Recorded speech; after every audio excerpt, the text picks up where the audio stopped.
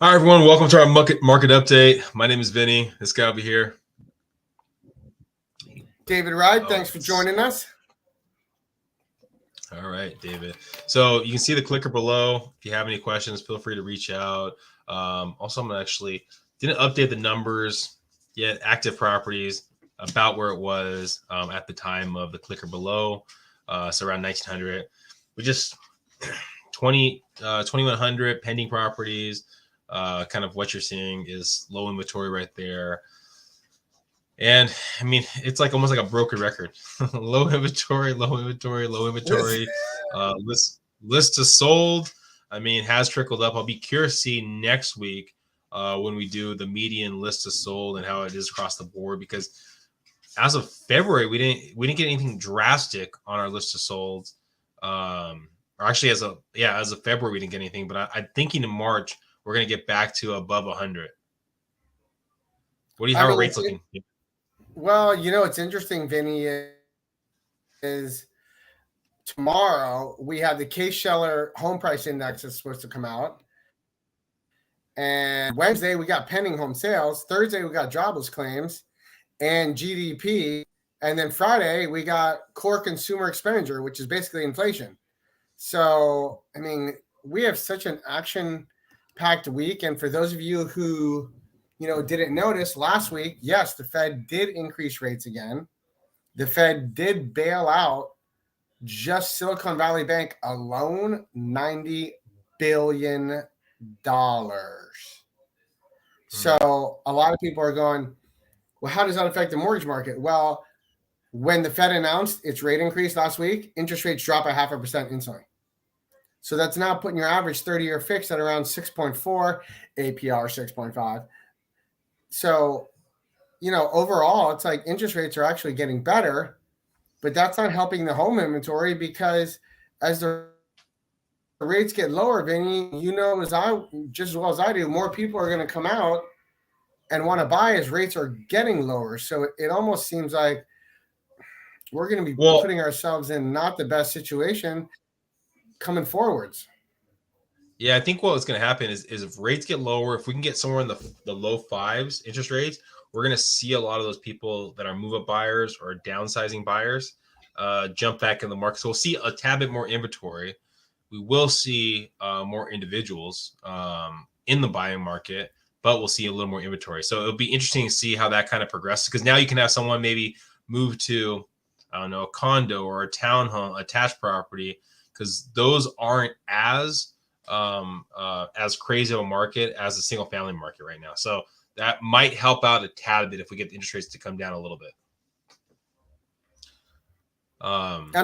It's interesting, Vinny, because when we look at our current market right now and you look at how long me and you've been doing this, it is so interesting how you think back when the rates were so low, everyone complained about the home prices, the multiple offers, everything. And now that rates are more in what's considered a historical norm, no one is selling their house. The inventory doesn't seem to be growing. And typically right now around spring, we're getting much more listings and we're still not seeing it. It's a very interesting time. I think the bank bailouts too got a lot of people nervous. And I still think there's going to be more of those bank issues coming. And so my prediction is not a landfall of houses coming to the market, but I think there's going to be some people who are going to get to the market and be like, hey, you know what? Let's cash in my chips and move over here and rearrange my assets. Yeah, I mean, I've had more clients that have reached out talking about the idea of selling the property and then just renting for the time being, especially with values, where they dropped from July and then have trickled back upwards a little bit. So go, you know what, instead of me keeping this equity, I'll just sell or rent because, in some cases, especially if you're talking about higher price points, right? The rent, there's not technically a rent cap, but there's the higher you go up in rent, the less people can actually pay those rents. So I've had a couple people recently talk to me about that, of just selling, using their equity, and then renting for the time being. What's interesting is they're projecting, how rents, if you look at the last 2 and 3 years, Vinny, rents have gone through the roof. Every time you turn around, it's been like 6 to 10% rental increase. They're predicting that after summer going into fall, rent's actually going to stop moving up and slow down. But the unique thing is that's not unique to San Diego market, because we're more of a microcosm here of limited space, limited amount of rentals, maximum amount of people. So when you hear people talk about economics and overall saying, oh, rent's going to actually, you know, come down, that's not our market, which is why when you're looking at real estate and you're looking at your investments, it is key that you look at the local markets that you're in, because we're a unique market here. And if you think rents are going to all of a sudden go from, you know, average right now is $1,200 a room. If you think that's going to all of a sudden go to 900, there's something wrong with you, unless there is an incredibly, massively bad recession, which it doesn't seem like that's actually coming. I think we're going to get a recession. We're actually technically probably in one right now, but it's not going to be as bad as everyone thinks. I hope. Yeah. I hope I'm wrong. Like, no, I hope it's a mild recession. Right. I hope it's not a terrible one. Yeah, I mean, I think we'd probably need a lot of, a lot of firings and things like that. But I mean, what now we're talking about? I've heard rumors, and I've tried to find out where to find proof of it. But talking about, I think it's Google or Apple, bringing a campus down to San Diego, or a semi-campus downtown. So I mean, if we had something like that pop up in San Diego, you could just see the value just shooting through the roof. So hopefully that's not the case. But anyways, something that a second is playing a little game to give you a chance to win $50. This was a question that we did probably, I want to say maybe a couple weeks ago. So the number has changed probably of what's sold, but the most expensive to sell in San Ysidro was this was again about a month or so ago. I think David said somewhere around 700. I'm not sure. Is that what your guess, David? That ballpark? Do you remember? Oh, in San Ysidro SFR? Yeah. I'd say 700. 700, I mean, that's going to be an exquisitely nice house in San Ysidro. So 685 was the number. Now, mind you, this was like a month ago, so I'm not sure to what extent. But, I mean, how nice is that property? How's that property?